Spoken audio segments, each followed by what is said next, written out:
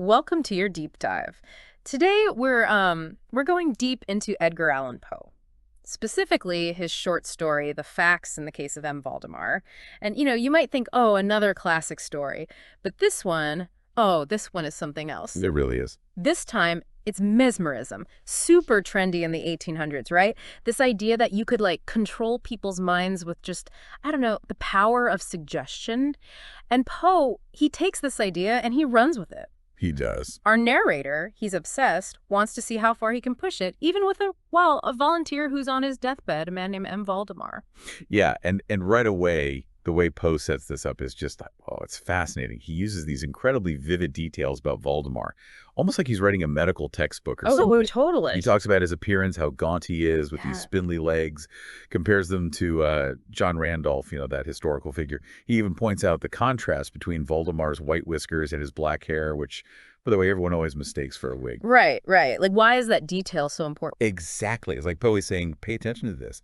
These details, they all create this sense of fragility, of someone teetering on the edge, and it just sets this incredibly eerie tone. It's like he's preparing us for something. Yes, exactly. And the way he describes Valdemar's tuberculosis, oof, it's graphic. He doesn't hold back, talks about his lungs as this mass of purulent tubercles. I mean, come on, that is a visual. Right. It makes you wonder how this guy's even conscious, let alone agreeing to, be experimented on. And that's the thing, right? He's not just lucid. He's almost eager to participate. It's kind of unsettling, actually. Sure. Like, he's accepted his death, he even talks about it calmly, but the narrator, he's almost excited. You get this real sense of, I don't know, morbid curiosity mixed with a good dose of dread, all from these contrasting attitudes. Yeah, Poe, he knew how to build suspense. It's like we're right there in the room with them watching this macabre experiment unfold, wondering what's going to happen. Oh, and don't forget, the other people in the room,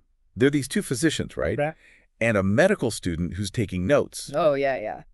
Initially, they're skeptical, which makes sense, but then as things progress, even they're like, whoa, hold on a minute, what is going on here? Totally. It's like their reactions as doctors make the whole thing seem almost believable. Exactly. It blurs the line. Like, maybe there's something to this mesmerism stuff after all. Right. It's not just some parlor trick. Yeah. Okay, so they start the process, and it's not like, incense and chanting or whatever.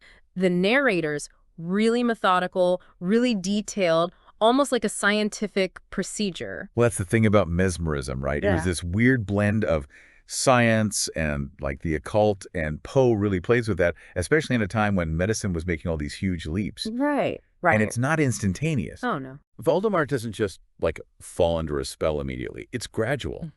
His body stiffens, his breathing gets shallow. You can practically feel the tension in the room as he describes it, like this slow descent into, well, we don't know what. And just when you think it can't get any weirder, the narrator starts asking him questions, and he answers.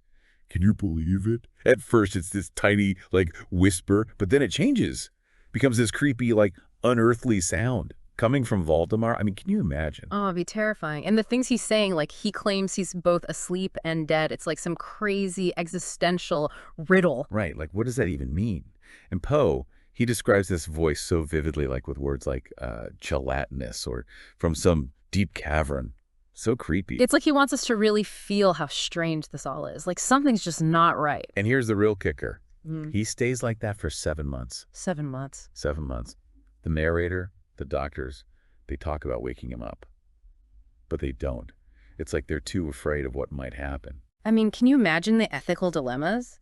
Keeping someone in that state for so long, even if he did volunteer for the initial experiment, it's just, I don't know, it makes you think about how far we should push these scientific boundaries. Yeah, it really does make you think. And then finally, they decide to try and bring him back. And, Poe doesn't hold back on the details. It's intense. Oh, it's graphic.